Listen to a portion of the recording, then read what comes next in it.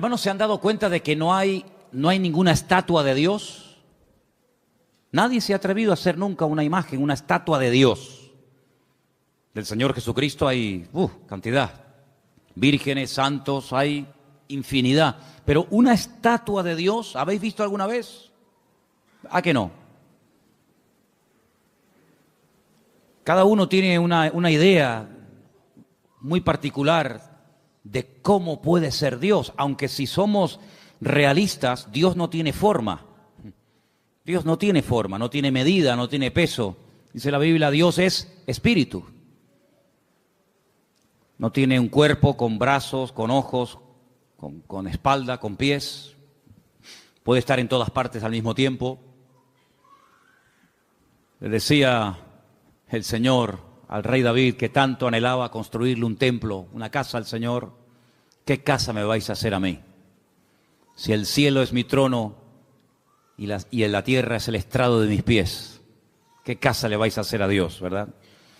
Pero independientemente de cómo cada uno se pueda imaginar al Señor, a Dios, lo importante es saber si lo que pensamos de Dios es correcto.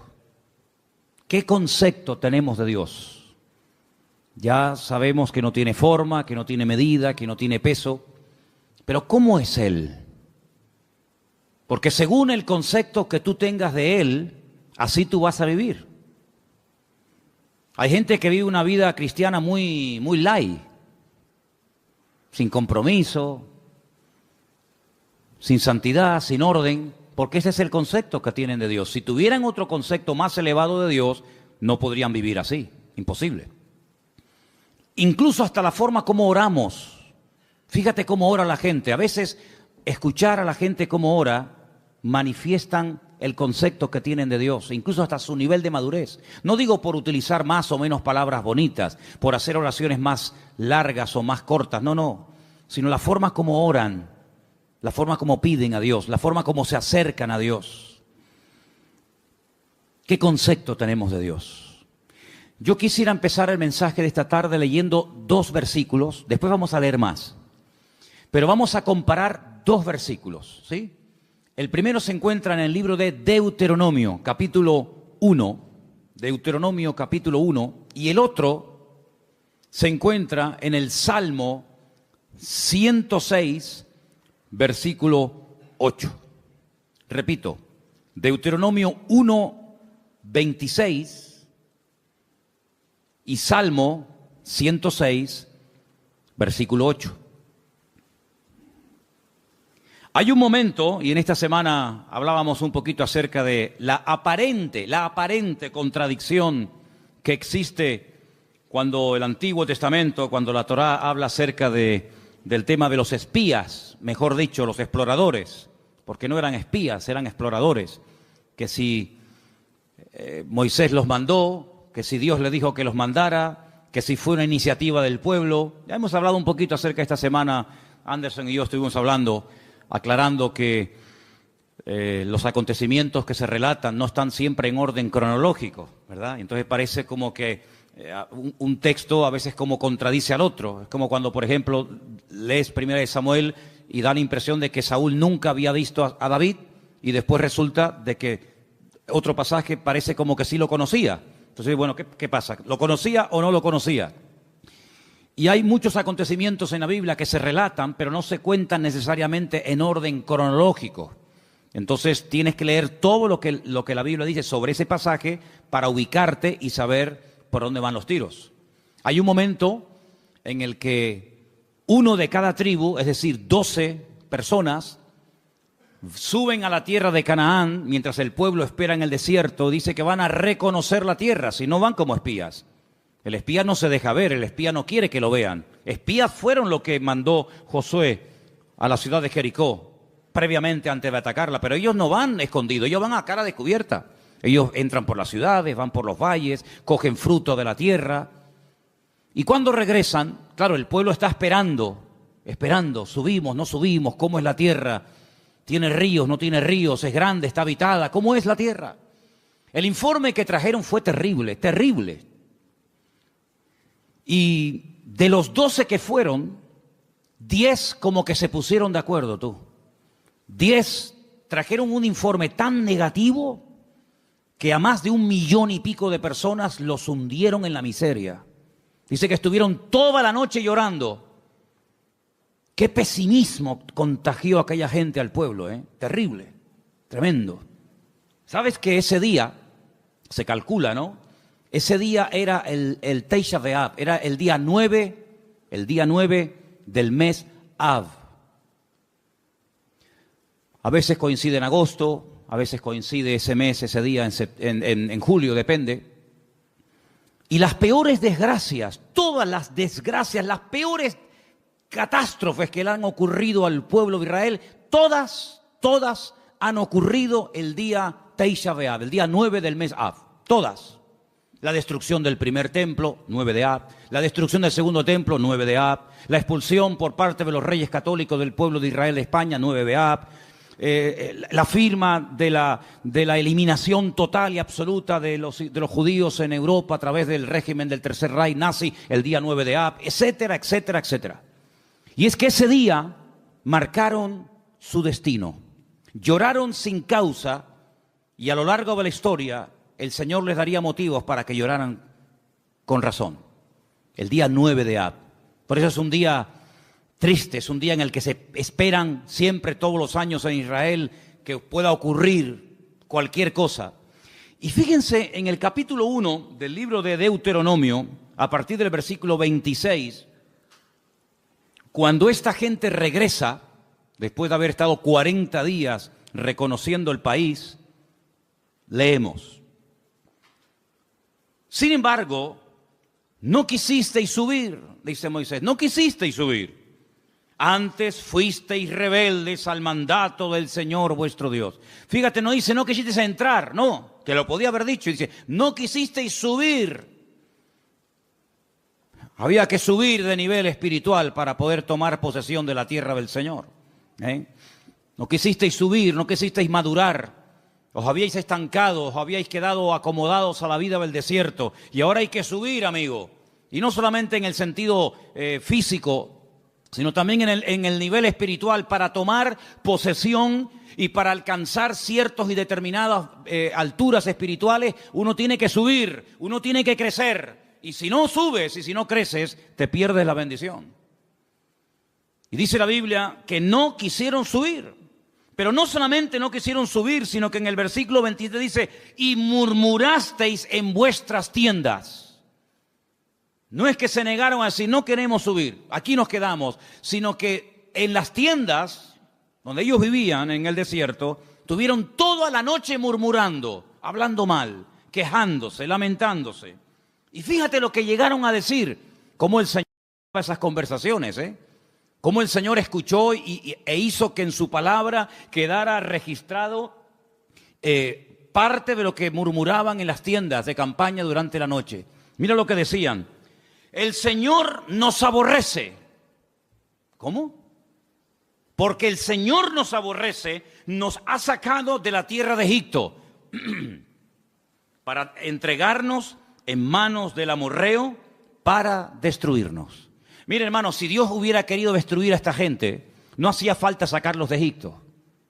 No hacía falta sacar a todo el pueblo de la esclavitud en Egipto, llevarlos por el desierto y subirlos a la tierra prometida, a la tierra que fluye leche y miel, para destruirlos. En el mismo Egipto podían haber sido aniquilados. Pero fíjate el concepto que ellos tienen de Dios. Y claro, según el concepto, según lo que ellos piensan de Dios, así hablan.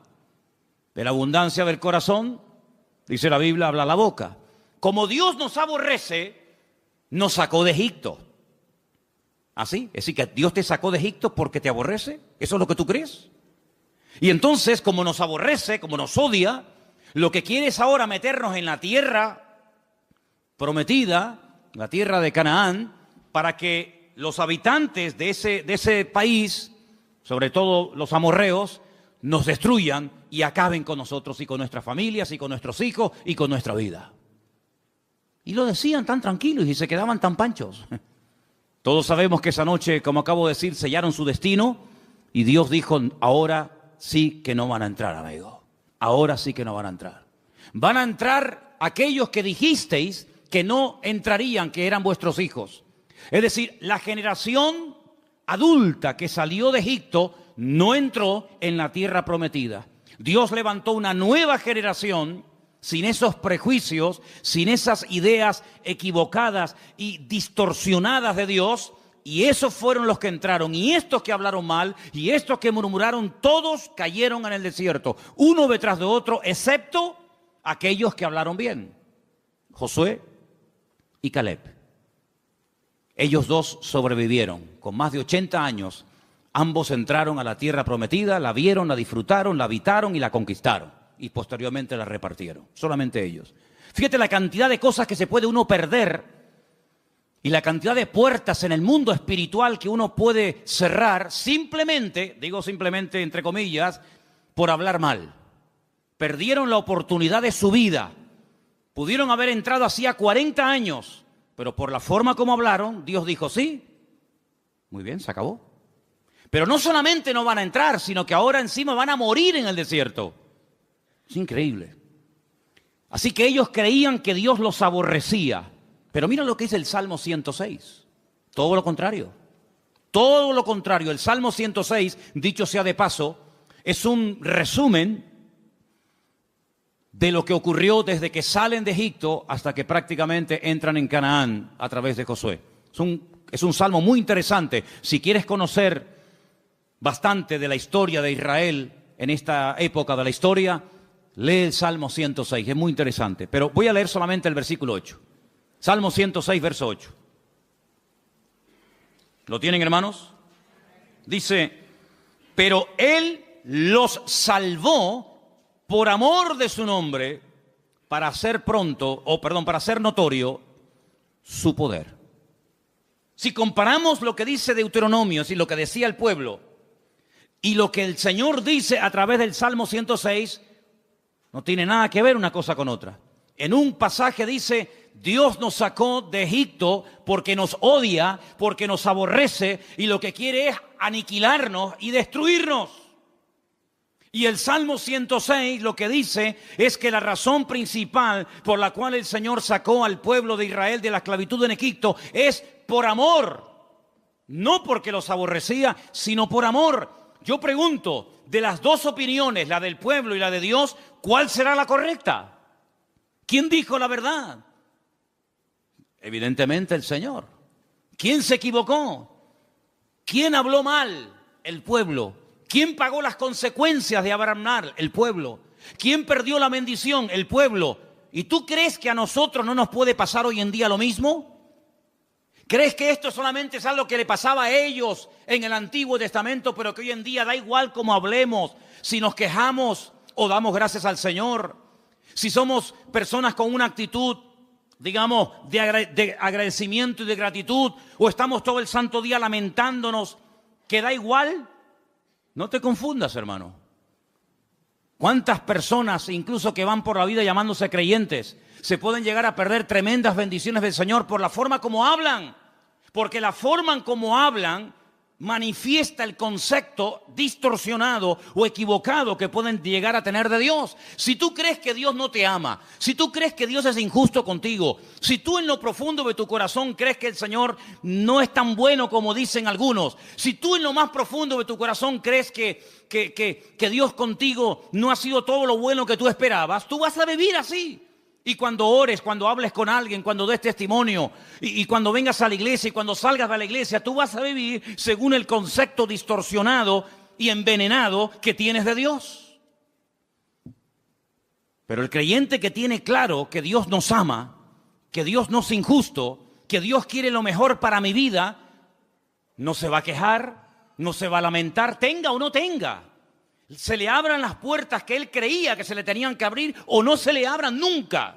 Da igual. El que tiene claro cómo Dios es y cómo Dios, siendo un Dios de amor y de misericordia, pastorea y bendice y protege nuestra vida, va a vivir desde un punto de vista pero completamente diferente a aquel que cree que Dios es injusto y que Dios es malo. ¿Cuántos dicen amén? ¿Qué concepto tú tienes de Dios? Hay gente que piensan que Dios es un Dios que continuamente está esperando que cometas la más mínima equivocación para darte el palo en la cabeza y castigarte. Incluso tal vez hoy en día no se use mucho esa expresión, pero yo recuerdo cuando era niño y me portaba mal, que era la mayoría de las veces, cuando me daba un golpe o me caía o me hacía una herida o algo, muchas veces mi madre y mi abuela y otros familiares me decían, eso te pasó porque Dios te castigó. Pero nunca decían que cuando salía algo bien es porque Dios te ama y te quiere bendecir. Eso no. Pero cuando te pasaba algo malo, Dios te castigó. Y si no, pórtate bien y ya verás cómo no te hubiera pasado. Porque es el concepto que mucha gente tiene de Dios. Que Dios está con el garrote en la mano esperando que cometas la más mínima equivocación para castigarte. Porque tienen el concepto de un Dios castigador. De un Dios vengativo. De un Dios que no pasa ni una. De un Dios que aquí te pillo y aquí te mato. Y así viven, asustados, amedrentados, tratando siempre de buscarse la vida, tratando siempre, ¿verdad?, de abrirse camino a ellos mismos, porque creen que ellos se pueden pastorear a sí mismos mejor que lo que Dios nos puede pastorear a nosotros. ¿Qué te parece, amigo?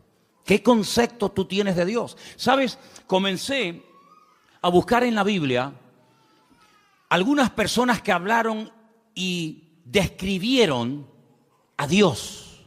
Y me quedé muy sorprendido, porque hay pasajes extraordinarios en la Biblia donde vemos el concepto que algunas personas tenían acerca de Dios. Y vamos ahora a hacer un viaje por el libro del profeta Daniel, libro que está lleno de declaraciones de personas, vamos a decir, no muy creyentes que digamos, pero que cuando les tocó hablar y describir la figura de Dios, nos quedamos con la boca abierta del concepto que ellos tenían de Dios. Vamos, por ejemplo, a Daniel, capítulo 2, a partir del verso 46.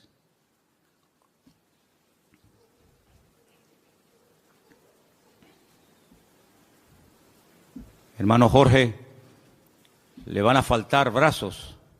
¿No será más cómodo ponerse unas gafas? ¿Eh? El capítulo 2 del libro del profeta Daniel es un capítulo muy interesante, porque hay un rey llamado Nabucodonosor. ¿Serías capaz de pronunciar ese nombre? Ah, qué bien, está bien.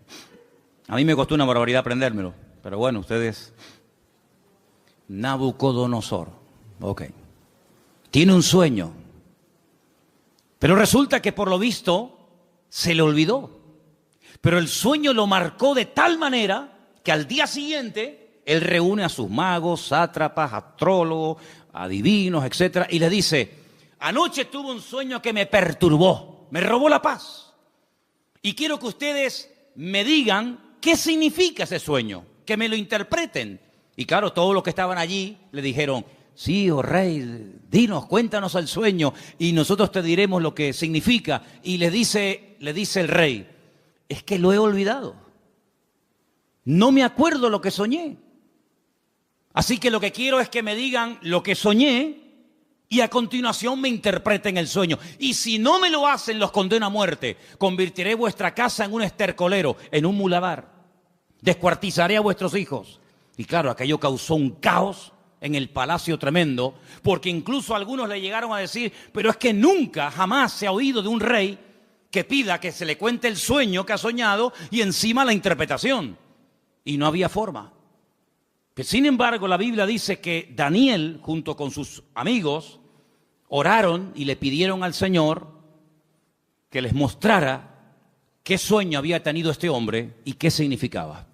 Y efectivamente, el Señor, dice la Biblia, que le reveló a Daniel lo que el rey Nabucodonosor había soñado y lo que significaba. Y cuando llega Daniel a la presencia del rey Nabucodonosor, pues le dice, mira, lo que tú has dicho, ningún hombre te lo puede interpretar, nadie en esta vida, ni mago, ni astrólogo, ni sátrapa, ni adivino, jamás te lo podrá decir. Pero dice, pero hay un Dios en los cielos que revela los misterios a los hombres. Y en este caso Dios me ha escogido a mí para decirte que tú lo que soñaste es que vistes una estatua enorme de 4 materiales diferentes. Viste que la estatua tenía, o la imagen tenía una cabeza de oro, ese eres tú, ese es tu imperio Babilonia. Pero luego después de ti se levantará otro imperio, y dice que vio el pecho y los brazos de plata, y le dice serán el imperio de los medos persas que se unirán y formarán un segundo imperio. Pero caerá ese imperio con el paso del tiempo y se levantará un tercer imperio que será el de Alejandro Magno, los griegos, ¿verdad? Y por eso ve que el vientre y los muslos son de bronce, pero se levantará un cuarto imperio que hace referencia proféticamente al imperio romano y también en cierto sentido también un poco al reino del anticristo, representado por el hierro y por el barro, y le muestra que tiene 2 piernas y 10 dedos. Y claro, Nabucodonosor, cuando oye aquello, se queda sorprendido, porque dice, bueno, ¿y cómo este hombre puede saber lo que yo soñé? Esto es algo increíble, aunque no le dieran la interpretación. El simple hecho de que este hombre haya recibido el sueño que yo tuve, ya me deja con la boca abierta. Pero si encima me dice lo que esto significa, entonces ya esto es el máximo. Y efectivamente, el profeta Daniel se lo interpretó y le dijo, en fin, lo que iba a pasar a lo largo de la historia, los imperios, los que iban a caer, los que no iban a caer, quién iba a ser el primero, el segundo, el tercero, el cuarto, etcétera, etcétera. Y cuando termina de contarle el sueño con su correspondiente interpretación, en el capítulo 2, verso 46 del profeta Daniel, ahora habla el rey y dice, escucha, atento. Entonces el rey Nabucodonosor se postró sobre su rostro y se humilló ante Daniel. Esto es increíble. Y mandó que le ofreciesen presentes e incienso a Daniel. Y el rey habló a Daniel y le dijo, ciertamente el Dios vuestro es Dios de dioses y Señor de los reyes, y el que revela los misterios, pues pudiste revelar este misterio. ¿Cuántos dicen amén? Y ahí se da cuenta Nabucodonosor que el Dios de Daniel, que no es el suyo, dicho sea de paso, es un Dios superior. Es un Dios que es capaz de revelar cosas increíbles que ningún otro Dios en esta vida es capaz de hacerlo.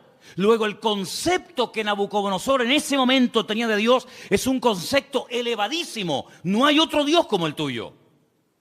Pero ustedes piensan que ese concepto, esa opinión buenísima que tenía del Dios de Daniel, hizo que este hombre cambiara radicalmente de la noche a la mañana. Nada que ver. Una cosa es que tú sepas lo que Dios es y lo que Dios hace, lo que Dios permite y lo que Dios prohíbe, y otra cosa es que tú actúes en consecuencia al conocimiento que tienes de Dios.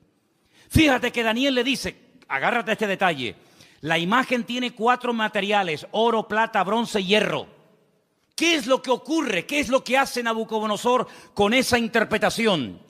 Dice, bueno, pues si los 4 materiales representan 4 imperios, yo lo que voy a hacer es ir en contra de lo que Dios ha revelado a través de este hombre, y voy a mandar a construir una imagen, una estatua enorme, curiosamente de 66 codos de alto y 6 codos de ancho, y la voy a mandar a hacer toda de oro, desde la cabeza hasta la planta de los pies, como diciendo, eso de que después de mí va a haber un imperio y después otro y después otro, de eso nada.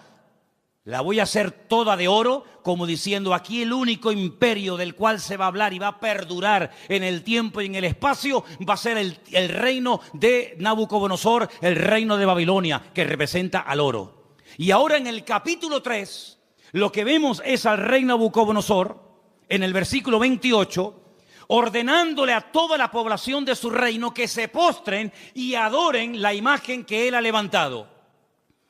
Y ahí encontramos un pasaje increíble, extraordinario, donde vemos que hubieron 3 personas que no quisieron postrarse ante su imagen. Capítulo 3, versículo del 28 en adelante, dice así la palabra. Entonces Nabucodonosor dijo, bendito sea el Dios de ellos, de Sadrat, de Mesat, de Abednego, que envió su ángel y libró a sus siervos que confiaron en él y que no cumplieron el edicto del rey y entregaron sus cuerpos antes que servir y adorar a otro Dios que es su Dios. Por lo tanto, decreto que en todo pueblo, nación o lengua que dijere blasfemia contra el Dios de Sadrach, Mesach y Abednego, sea descuartizado y su casa sea convertida en muladar, por cuanto no hay Dios que pueda librar como este. Él se dio cuenta de que el fuego no destruyó a estos tres jóvenes valientes, porque ellos le dijeron al rey de Nabucodonosor: aunque nos des otra oportunidad, no nos vamos a postrar ante tu imagen. Nosotros solamente adoramos a Dios. Y si ese acto de adorar a Dios implica el que muramos hoy quemados, pues estamos dispuestos a morir quemados. ¿Y qué? Si esa es la muerte, porque yo no elegí ni el día, ni el lugar, ni la forma como nací, pero tampoco podemos elegir ni el día, ni la hora, ni la forma de nuestra muerte. Esas son cosas que escapan al ser humano. Es algo que no podemos escoger, por muy sabios o ricos o intelectuales que seamos. Por lo tanto, si la muerte que Dios ha escogido para nosotros es morir quemados, moriremos quemados, no pasa nada. ¿Creemos que Dios nos puede librar del fuego? ¿Lo creemos? ¿Y nos puede librar de tu mano? ¿Lo creemos totalmente? Pero si no nos quiere librar el Señor, sino que Él hoy quiere que muramos y hasta aquí llegó nuestra vida, tampoco nos vamos a postrar. Y dice la Biblia que fueron lanzados, amarrados, dentro del horno de fuego. Y lo que le sorprendió a Nabucodonosor es que no se quemaron, que no solamente había personas vivas dentro del horno, sino que había 4 personajes protegiendo el cuarto personaje a estos jóvenes. Y dice la Biblia que cuando salieron, ni el pelo de su cabeza se había quemado, ni sus ropas olían a humo. Y ante semejante milagro, ya van dos, la interpretación del sueño a través de Daniel, cómo Dios protege milagrosamente la vida de Sadrach, Mesach y Abednego, vuelve otra vez a reconocer que el Dios de esta gente es el Dios todopoderoso, un Dios superior al que Él tiene. Un Dios que es capaz de proteger de la muerte segura a unas personas porque confiaron en Él. Y ya van 2. Pero amados hermanos, lo que dice Nabucodonosor de Dios es tremendo. Es un Dios que salva, es un Dios que libra, es un Dios que protege, es un Dios superior, es Dios arriba, es Dios abajo. Algo increíble el concepto que Nabucodonosor tenía de Dios. Pero el concepto por sí mismo, el conocimiento por sí mismo no es suficiente. Después vamos a ver qué más hace falta. Seguimos en Daniel, capítulo 4. Este rey Nabucodonosor le da lugar a la soberbia, le da lugar al orgullo, a la arrogancia, paseándose por Babilonia, que era una joya en aquellos tiempos. Comienza a presumir de su ciudad, de sus jardines, de sus conquistas, de sus palacios. Y la Biblia nos enseña que este hombre entra en un periodo de locura totalmente. Pierde el sentido. Y la palabra de Dios dice que lo arrojan al monte. Vamos a leer en el versículo 33. En aquella hora se cumplió la palabra sobre Nabucodonosor. Fue echado de entre los hombres y comía hierba como los bueyes. Su cuerpo se mojaba con el rocío del cielo. Y hasta que su pelo creció como plumas de águila y sus uñas como las de las aves. Mas al fin del tiempo yo, Nabucodonosor, alcé mis ojos al cielo y mi razón me fue devuelta y bendije al Altísimo y alabé y glorifiqué al que vive para siempre, cuyo dominio es sempiterno y su reino por todas las edades. Todos los habitantes de la tierra son considerados como nada. Y Él hace según su voluntad en el ejército del cielo y en los habitantes de la tierra. Y no hay quien detenga su mano y que alguien le diga, ¿qué haces? En este mismo tiempo mi razón me fue devuelta y la majestad de mi reino, mi dignidad, mi grandeza volvieron a mí. Y mis gobernadores y mis consejeros me buscaron y fui restablecido en mi reino y mayor grandeza me fue añadida. Ahora yo, Nabucodonosor, alabo, engrandezco y glorifico al Dios del cielo, porque todas sus obras son verdaderas y sus caminos justos, y Él puede humillar a los que andan con soberbia. ¿Cuántos dicen amén? Si las palabras que Nabucodonosor habla de Dios, luego sus acciones son otra cosa. Lo que hace es otra cosa diferente. Pero cuando habla de Dios, son maravillas. Son cosas tremendas, preciosas. Lo alaba, lo bendice, lo glorifica, lo levanta en alto, lo reconoce. Y parece como que ya Nabucodonosor ha cambiado y tiene claras las ideas, pero ni aún así, hermanos, ni aún así. Pero lo que estamos hablando en esta tarde es el concepto que tenía Nabucodonosor de Dios. Pero en el libro de Daniel aparecen otros reyes. Por ejemplo, hay un rey que es el rey Darío, el rey Ciro, que también aparece. Y en el capítulo 6, hay un momento en el que la envidia es tremenda, sobre todo contra Daniel, y lo quieren matar. Pero leí esta mañana algo que me llamó tanto la atención, porque dice que trataban de buscar algo en lo cual pillarlo en un fallo y decir, mira, pero no había manera. Quiero leerles en el capítulo 6, verso 4. Entonces los gobernadores y sátrapas buscaban ocasión para acusar a Daniel en lo relacionado al reino, mas no podían hallar ocasión alguna o falta, porque él era fiel y ningún vicio ni falta fue hallado en él. Me llamó la atención la palabra vicio. Daniel no tenía vicios. Dice, no podemos acusarlo de nada, no hay forma no hay forma.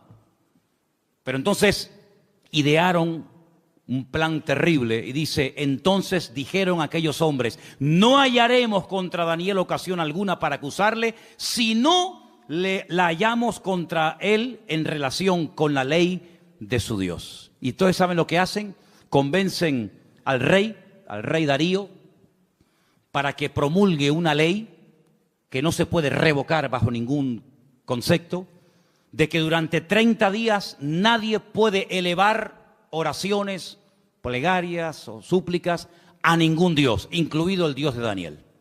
Nadie puede orar durante 30 días. Era la única forma de que podían decir, mira, hay un hombre en tu reino que ha quebrantado la ley. Porque nosotros como creyentes, y creo que lo tenemos claro, tenemos que cumplir las leyes de los países donde vivamos siempre y cuando no vayan en contra de la palabra de Dios. ¿Cuántos dicen amén? No es que por ser cristianos estamos exentos del cumplimiento de la ley, ni mucho menos, al contrario. Las autoridades, según Romanos capítulo 12, todas han sido puestas por Dios. Salga quien salga y gane quien gane. Te guste o no, el que salga es el que Dios ha permitido que gobierne. Pero no importa. A veces Dios levanta un faraón y a veces lo tumba. A veces Dios levanta un Nabucodonosor y lo quita. Y mañana levanta un Darío y pasado un Ciro y mañana... No importa, esas son cuestiones de Dios. Nuestra obligación es obedecer y someternos a las autoridades. Repito, siempre y cuando no vayan en contra de la palabra de Dios. Y en este caso iban en contra de la palabra. ¿Cómo me va a prohibir a mí un gobierno? ¿Cómo nos va a prohibir a nosotros un rey, o un primer ministro o un presidente de gobierno? Me da igual. ¿Cómo nos va a prohibir a nosotros los cristianos un gobierno a no orar durante 30 días? Mucho, amigo, pero hasta ahí podíamos llegar. ¿Qué hizo Daniel? Versículo 10. Cuando Daniel supo que el edicto había sido firmado, entró en su casa y abiertas las ventanas de su cámara que daban hacia Jerusalén, se arrodillaba 3 veces al día y oraba y daba gracias delante de su Dios como lo solía hacer antes. No es que ahora empiece a hacerlo a raíz del edicto promulgado por el rey Darío, no, es que ya lo venía haciendo como algo normal en su vida. Se postraba y oraba en dirección a Jerusalén 3 veces al día. Shaharit, Minjá y Arbit, las 3 oraciones que hace el pueblo de Israel diariamente, por la mañana, por la tarde y por la noche. Por la mañana, por la tarde y por la noche. Y aquí está Daniel haciendo lo que durante miles de años el pueblo de Israel ha hecho, postrarse y orar 3 veces al día.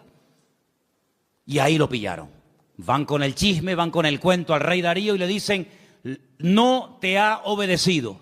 Hay un hombre en tu reino llamado Daniel que ha quebrantado la orden y merece la muerte. Claro, cuando el rey se entera de que es nada más y nada menos que Daniel, al que él respetaba, admiraba y amaba, le pesa en el corazón, pero amigo, lo firmado es ley y no te queda más remedio que sentenciarlo a muerte. En esta ocasión no vas a morir quemado, Como ya se intentó matar a tus compañeros, en esta ocasión te espera el foso de los leones. Y yo creo, hermano, que aquellos leones pasaban más hambre que el perro de un hippie, ¿eh? Yo creo que aquellos leones tenían un hambre, si que era totalmente imposible salir con vida de aquel foso de los leones. ¿Qué te parece? Qué bonito es ver a un león detrás de la jaula, ¿eh? Detrás de las rejas. Me acuerdo que una vez hicimos un viaje, hago un paréntesis, estábamos viviendo en Argentina y tuvimos la oportunidad de ir al norte, bien al norte de Argentina, a la provincia de Misiones. Y allí había un matrimonio que nos hospedó, un matrimonio de alemanes. Y un día nos quisieron llevar a las famosas cataratas de Iguazú, las cataratas más grandes del mundo y las más hermosas. Y por el camino paramos y entramos en un zoológico que la verdad que era deprimente, el zoológico aquel. Pero bueno, entramos. Y había una valla, una tela metálica tan fina que yo decía, pero esto es un peligro. ¿Cómo pueden tener a un león con una vallita que era de papel, aquello? Y el león estaba al otro lado de la valla, yo estaba aquí, y el león estaba patas arriba, durmiendo profundo. Y yo estaba al lado y ni se enteraba, pero no se me ocurrió otra cosa que tirar una piedra al león. Y cogí una piedra y le hice al león así por arriba, le hice, ¡pum!, le tiré el león. Mire, hermano, el león se viró, pegó un rugido que todavía lo tengo dentro y no se me ha ido, y eso fue en el año 90, fíjese lo que le digo. Qué miedo pasé, hermano, de verdad, qué miedo pasé. Un león enfadado es terrible, ¿eh? Terrible. Y ahora meten a Daniel en un foso de leones. Como mínimo, si dice leones, plural, como mínimo tiene que haber dos, pero seguramente había mucho más. Al día siguiente, el rey se va corriendo al foso de los leones, donde el día anterior habían echado a su amigo Daniel. Y dice en el verso 19, capítulo 6, el rey pues se levantó muy de mañana y fue apresuradamente al foso de los leones. Lo quería, ¿eh? Y acercándose al foso llamó a voces a Daniel con voz triste y le dijo, Daniel, siervo del Dios viviente, el Dios tuyo, a quien tú continuamente sirves, ¿te ha podido librar de los leones?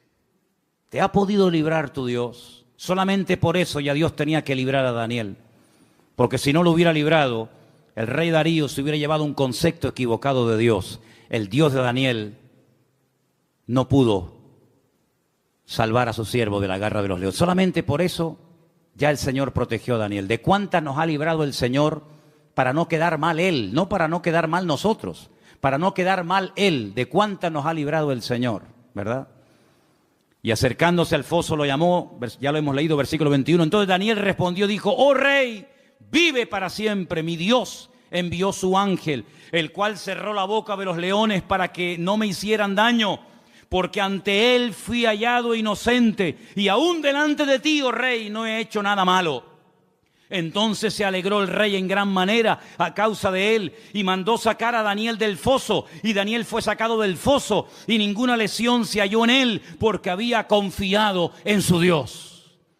Y el rey dio orden y fueron traídos aquellos hombres que habían acusado a Daniel y fueron echados en el foso de los leones, ellos, sus hijos, sus mujeres, y aún no habían llegado al foso, al fondo del foso, cuando los leones se apoderaron de ellos y quebraron todos sus huesos. Entonces el rey Darío escribió a todos los pueblos, naciones y lenguas que habitaban en toda la tierra, paz o sea multiplicada, de parte mía es puesta esta ordenanza, que en todo el dominio de mi reino todos teman y tiemblen ante la presencia del Dios de Daniel. Escucha ahora el concepto elevadísimo que tenía Darío de Dios. Porque Él es Dios viviente. ¿Cuántos dicen amén? Permanece por todos los siglos. ¿Cuántos dicen amén? Su reino no será jamás destruido. Su dominio perdurará hasta el fin. Él salva. ¿Cuántos dicen amén? Él libra. Hace señales y maravillas en el cielo y en la tierra. Él ha librado a Daniel del poder de los leones. Y Daniel prosperó durante el reinado de Darío y durante el reinado de Ciro el persa. Fíjate qué concepto por aquel milagro, por aquella maravilla hecha por el Señor, proteger milagrosamente de la muerte, devorado por las fieras, por los leones a Daniel. Este hombre dice cosas tremendas que muchos cristianos cuestionan. Él dice: Dios salva, pero Dios libra, hace maravillas. Hay algunos cristianos que no creen que Dios hace maravillas. Hay algunos cristianos que incluso se han atrevido a publicar y a decir desde púlpitos y desde revistas y desde páginas web, etcétera, etcétera, que ya no existen milagros. Sin embargo, Darío no tenía ese concepto distorsionado de Dios. Darío decía: el Dios de Daniel salva, libra, hace señales en el cielo y en la tierra, protege, es un Dios todopoderoso. ¿Cuántos dicen amén? Si lo tenía Darío, ese concepto de Dios, ¿cuánto más tú y yo tenemos que tener ese concepto de nuestro Padre y de nuestro Dios? Todos estos pasajes que estamos viendo nos están descubriendo cómo es Dios a través de la óptica de, vamos a decir, de inconversos. Personas que eran impactadas, personas que quedaban con la boca abierta ante semejantes maravillas. Pero hay un pasaje que encontré en el Nuevo Testamento, en el libro de los Hechos, que para mí es una de las mejores descripciones de Dios de toda la Biblia. Está en el libro de los Hechos, el capítulo 17. Y es concretamente una parte del mensaje profundo que el apóstol Pablo dio cuando se encontraba de visita en Grecia, concretamente en la ciudad de Atenas. En el capítulo 17 del libro de los Hechos, a partir del verso 24, Pablo, hablándole a aquella gente allí en Grecia, dice, si quieren arrancamos desde el versículo 22, ¿vale? Hechos 17, 22. Entonces Pablo, puesto en pie en medio del Areópago, dijo: varones atenienses, en todo observo que sois muy religiosos. Qué curioso cómo eran los griegos, ¿eh? Eran religiosos, eran hedonistas, deportistas, un culto al cuerpo tremendo. Es una sociedad muy, muy parecida a la que vivimos nosotros hoy en día, ¿verdad? No eran ateos, eran muy religiosos. Dice, porque pasando y mirando vuestros santuarios, hallé también un altar en el cual estaba esta inscripción: al Dios no conocido. Tenían un altar donde no había ningún Dios, pero habían puesto una inscripción, una placa que decía esto: al Dios no conocido, al que vosotros adoráis sin conocerle. Y ese es el Dios que yo vengo a anunciar. Y Pablo dice, verso 24, escucha ahora: el Dios que hizo el mundo y todas las cosas que en él hay. ¿Puedes decir amén a esto? Es un Dios creador, el que creó el mundo. Es decir, no se creó solo. Vino una explosión y a través de una serie infinita de coincidencias apareció en su lugar, tal y como las conocemos hoy en día, lo que llamamos sol, luna, plantas, árboles, animales, planetas, etcétera, etcétera. No es así. Es el Dios creador que ha puesto todo en su sitio, que le ha dado color, forma y diseño. Es el Dios todopoderoso. Y sigue diciendo, siendo Señor del cielo y de la tierra. La palabra Señor, sabéis que es la palabra amo. Siendo el dueño, el propietario de lo que hay arriba y abajo, no habita en templos hechos por manos humanas. Solamente de este versículo hay tanta enseñanza, tanta profundidad de conceptos que podríamos echarnos horas. Porque lo primero que está diciendo es, nosotros no salimos de la nada. Nosotros no somos producto de un proceso evolutivo, sino somos creación de Dios. Y ese Dios que es el dueño ha decidido no vivir en templos. ¿Qué les está diciendo a los atenienses? Que vuestros templos no pueden contener su persona, su presencia, porque Él ha tomado unilateralmente la decisión de no vivir en templos. Luego les está tirando por tierra toda su religiosidad. Y sigue diciendo, ni es honrado por manos de hombres, como si necesitase algo. Pues Él es quien da a todos vida y aliento y todas las cosas. Es la existencia misma. Es el que hace que las cosas existan. Es el que transmite vida. Es el que hace que todo funcione perfectamente. Es el que hace que haya estaciones. Es el que hace que soplen los vientos de un lugar y se vayan por otro. Es el que hace que el sol cada mañana salga del mismo lado hace miles de años y se oculte por el mismo lado. Es el que hace que la tierra gire siempre en la misma dirección y a la misma velocidad. No es un Dios que hoy en día dice, no, que no se mueva, ahora que se mueva. Es un Dios que tiene un control absoluto de la creación. No ha perdido el control. No se le ha vuelto en contra la creación. Él da vida. Y si Él no diera la vida, nada funcionaría. Porque el hombre puede alargar y puede cortar la vida, pero no puede crearla, no puede diseñarla. Y Él está hablando de un Dios que da la vida, un Dios que ha formado, un Dios que ha creado, etcétera, etcétera. Y sigue diciendo, de una sangre ha hecho todo el linaje de los hombres. Está hablando de Adán. De Él vienen todos, de Él venimos todos.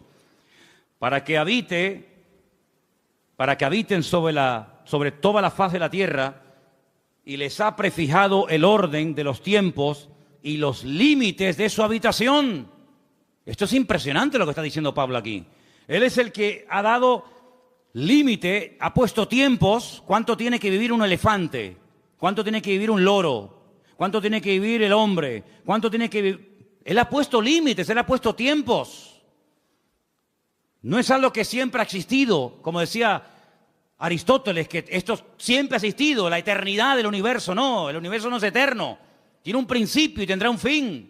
Y no solamente eso, sino que ha puesto límites, fronteras, que no tiene que ver con murallas, ni con rejas, ni con alambre de púas. Pero Él, desde el libro del Génesis, le dijo a cada nación y a cada pueblo, a las 70 que había en aquel momento, de la cual salieron todas las que existen hoy en día, dónde tenían que vivir cada nación y cada pueblo. Y lo he dicho infinidad de ocasiones, cada vez que un pueblo ha querido ir más allá del territorio que en el principio el eterno creador del universo y de la tierra le dio a los seres humanos, ha habido problemas. Y cuando los del norte quieren apropiarse de los del sur, y cuando los europeos quieren apropiarse de un continente, y cuando los de este continente quieren saltar a otro, se produce un caos, se produce un desorden, porque Dios estableció dónde tenían que vivir los pueblos. Y dotó al ser humano de unas características para vivir en el sur que no dotó a ese ser humano para vivir en el norte o viceversa. Y Dios lo que está haciendo es poner en orden el mundo, así como puso el sol aquí, no allá, aquí lo puso. Y así como puso la tierra en este lugar y no la puso en la otra punta de la galaxia, Dios ha puesto a los hombres donde Él ha querido y como Él ha querido. Porque es un Dios que controla y ordena la creación y el hombre siempre tratando de alterar el orden de Dios. Dice, para que busquen a Dios, si en alguna manera palpando puedan hallarle, aunque ciertamente no está lejos de cada uno de vosotros. Porque en Él vivimos y nos movemos y somos. Eso es increíble, ese concepto. En Él vivimos, nos movemos y somos, como algunos de vuestros propios poetas también han dicho, porque linaje suyo somos. Siendo pues linaje de Dios, no debemos pensar que la divinidad sea semejante a oro, plata, piedra, esculturas de arte, imágenes de hombre. Pero Dios, escucha, Dios, habiendo pasado por alto los tiempos de esta ignorancia, ahora manda a todos los hombres en todo lugar que se arrepientan. A todos, absolutamente a todos. Por cuanto ha establecido un día, por el cual juzgará al mundo con justicia por aquel varón a quien designó. Está hablando del Señor Jesús, dando fe a todos con haberle levantado de los muertos. Y ahí ya se rompió la armonía, porque cuando oyeron de lo de la resurrección, eso era algo que no les cabía en la cabeza, y ahí le dijeron, bueno, ya te escucharemos en otra ocasión, en otro día, en otro momento. El concepto que Pablo tenía de Dios era un concepto no distorsionado, no equivocado ni envenenado, sino era un concepto correcto y exacto. Y la pregunta que tenemos que volver a hacer nosotros en el día de hoy, ¿qué concepto tenemos nosotros de Dios? ¿Cómo tratamos a Dios? Muchas veces le decimos a Dios cómo nos tiene que tratar a nosotros. Pero la pregunta es, ¿cómo estamos nosotros tratando a Dios? Queremos que Él nos sane cuando estamos enfermos. Queremos que Él supla nuestras necesidades cuando necesitamos que sean suplidas. Queremos que nos haga compañía cuando nos sentimos solos. Queremos que nos dé trabajo cuando nos falta. Queremos que nuestros hijos estén sanos y robustos y con trabajos y bien. Todo eso está bien claro. Pero la pregunta es, ¿cómo tú estás tratando a Dios? Algunos ni se lo han planteado. Algunos viven en una ignorancia tan grande que lo único que le preocupa es el aquí y el ahora. Comamos y bebamos porque mañana moriremos. Ese es el eslogan de la sociedad y de muchas personas hoy en día. ¿Qué más da si hay cielo, si hay infierno, si mañana me muero o no me muero? Es el día de hoy lo que me preocupa. Ya mañana ya Dios dirá, ¿verdad? Para quedar bien. ¿Qué concepto tú tienes de Dios?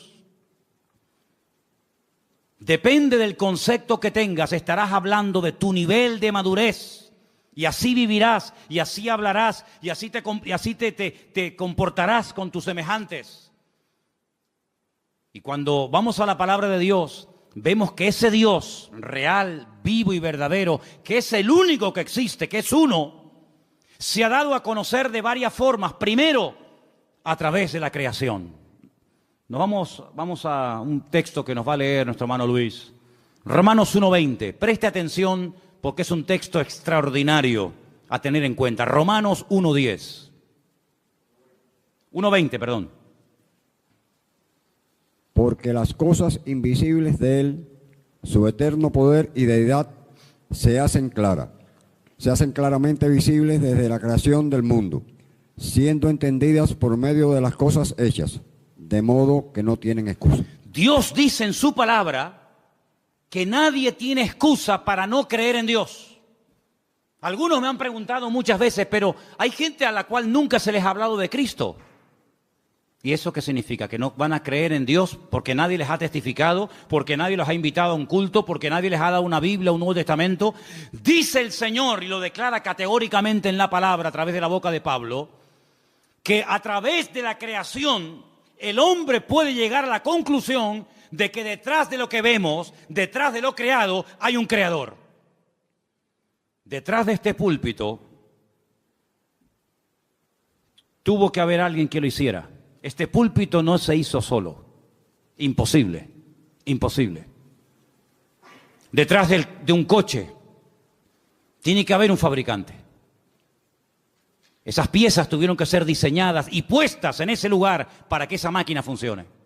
El reloj que llevamos, el reloj que llevamos todos en la pulsera, en la muñeca. Ese reloj me habla de que tuvo que haber alguien que lo diseñara, alguien que lo creara, alguien que lo pusiera ahí. Cada pieza, cada tornillo. Sí, detrás de lo creado hay un creador. Y detrás de cada cosa creada hay un diseñador que le dio forma. Y Dios le ha dado forma a la humanidad. Dios le ha dado forma al mar. Dios le ha dado forma a las montañas. Dios le ha dado forma al universo. ¿Quién hizo eso? ¿Quién creó el mundo? ¿Quién creó el agua del mar con la justa medida para que no se pudran los seres vivos que viven ahí adentro? Si tuviera más nivel de sal, la vida sería imposible, como el mar muerto. Hay un mar que se llama el mar muerto. Bueno, en hebreo se llama el Yam HaMelach, el mar de la sal. En español, el mar muerto. ¿Por qué es muerto? Porque tiene demasiado nivel de sal. ¿Te imaginas que los mares que nos rodean, las playas a las que vamos a bañarnos, tuvieran el mismo nivel de sal que el mar muerto en Israel? No habría peces. Sería imposible la vida. No se podría navegar en esos mares. No habría peces, no habría fauna marina. Pero Dios, cuando hizo el mar, le dio la cantidad exacta de sal, ni más ni menos, para que todo funcione de una forma perfecta y matemática durante miles y miles de años. Así de claro, hermano. Si el sol estuviera un poco más cerca, sería imposible la vida en el planeta Tierra. Moriríamos todos achicharrados, quemados. Si el sol estuviera más lejos, la vida en la tierra sería imposible, se congelaría la tierra. Pero Dios lo puso justamente donde tiene que estar y como tiene que estar, para que ni caliente demasiado ni enfríe demasiado. Ahí está, donde tiene que estar.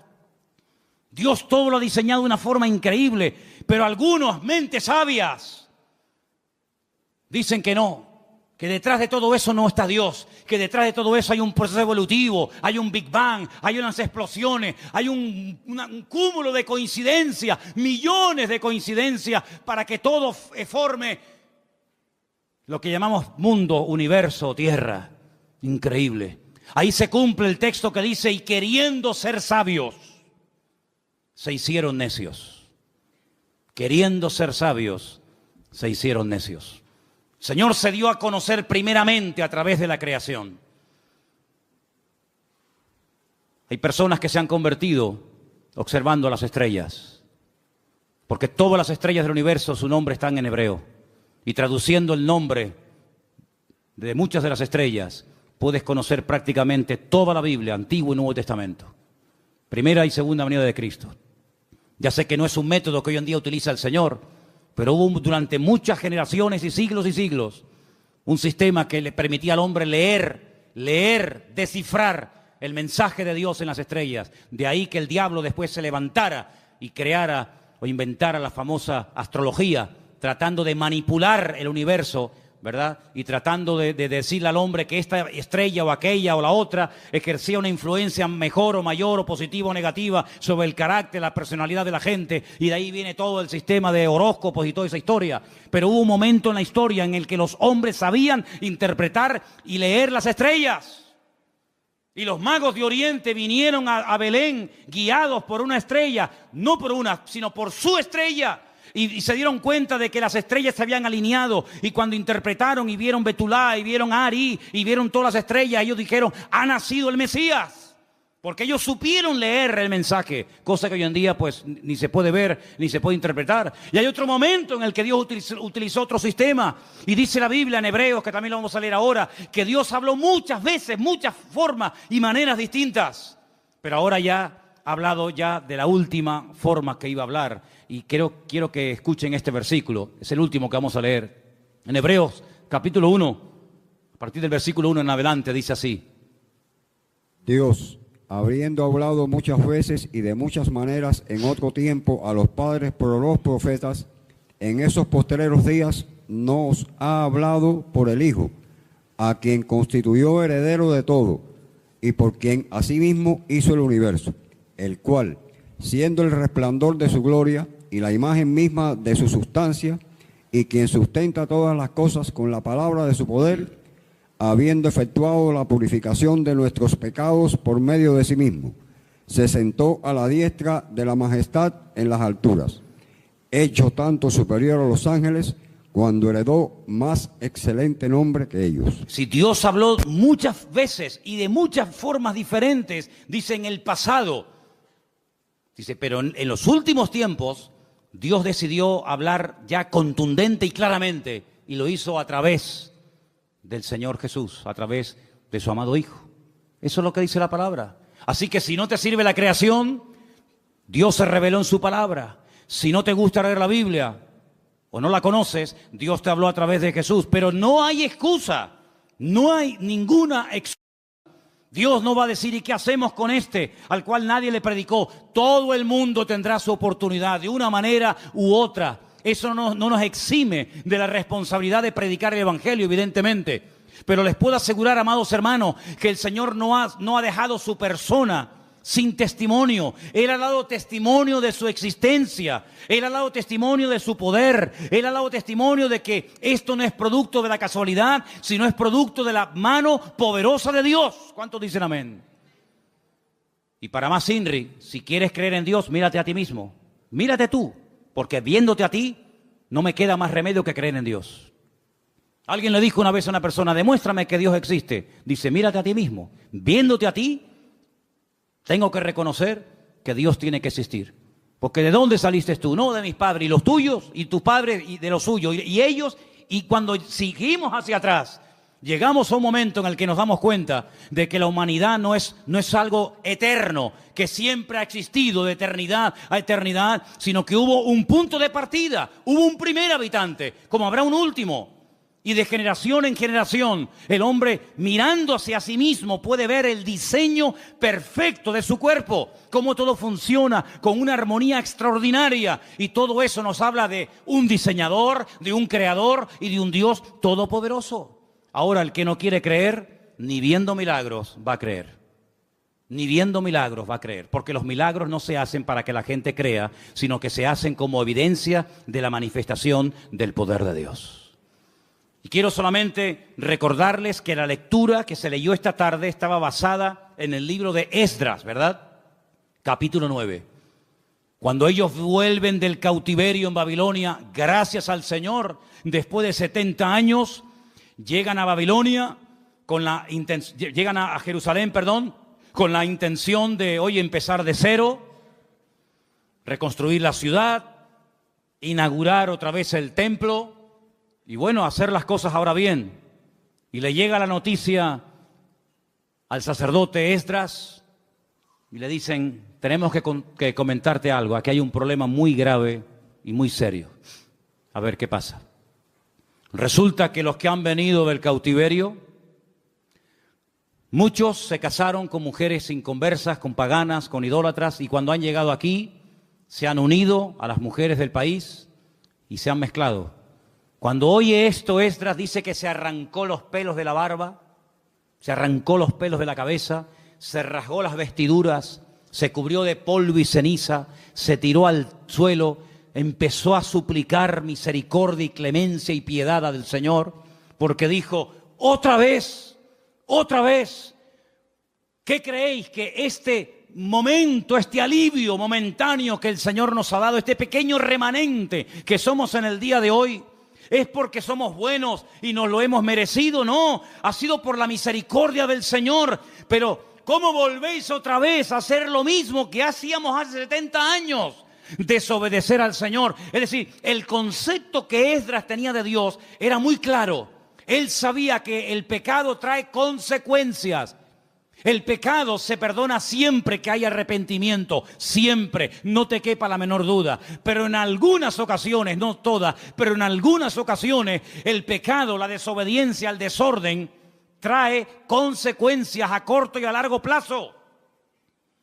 Y este hombre se pone a orar, todo el capítulo 9, léanlo, es una maravilla. Todo el capítulo 9 de Esdras es una oración enorme, donde este hombre dice, no habéis aprendido del pasado. Volvéis otra vez a cometer lo mismo que hace 70 años atrás. ¿No os dais cuenta que esta fue una de las causas por las cuales fuimos atacados y destruidos y humillados? ¿No os dais cuenta del precio elevadísimo que se tuvo que pagar por haber desobedecido al Señor? Volvéis otra vez a las andadas. Pero ¿saben qué, hermanos? Somos así. ¿Cuántos vuelven al vómito otra vez? ¿Cuántos están un tiempo tranquilos, libres, en paz, bendecidos, y cuando te das cuenta, otra vez volvió a las andadas? Como el pueblo de Israel, exactamente igual, al que muchos lo critican y lo cuestionan.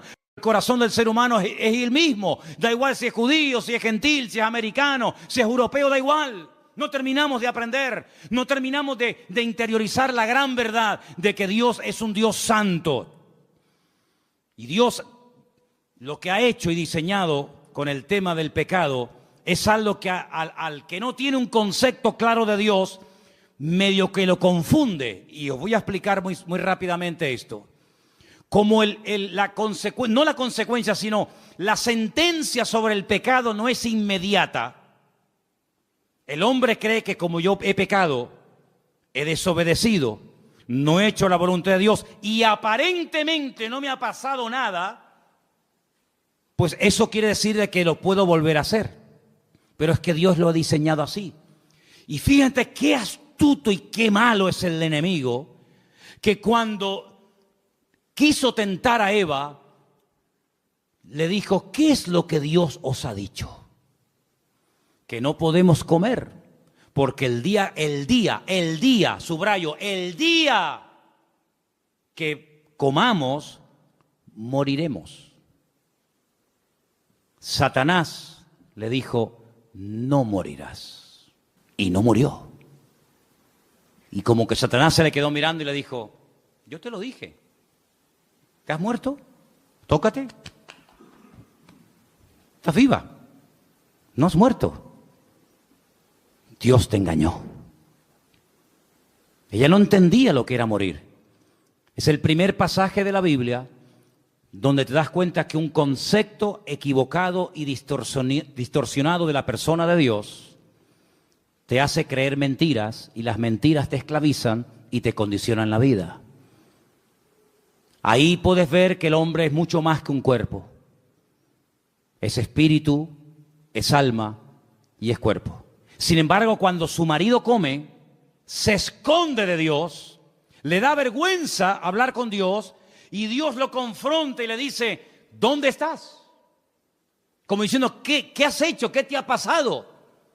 Él creía en Dios. Adán no se convirtió de creyente en ateo así en segundos. Él seguía siendo creyente, pero el concepto de Dios, el pecado lo distorsionó. Él creía en Dios, pero creía que podía esconderse de Dios y meterse en un lugar donde Dios no podía encontrarlo.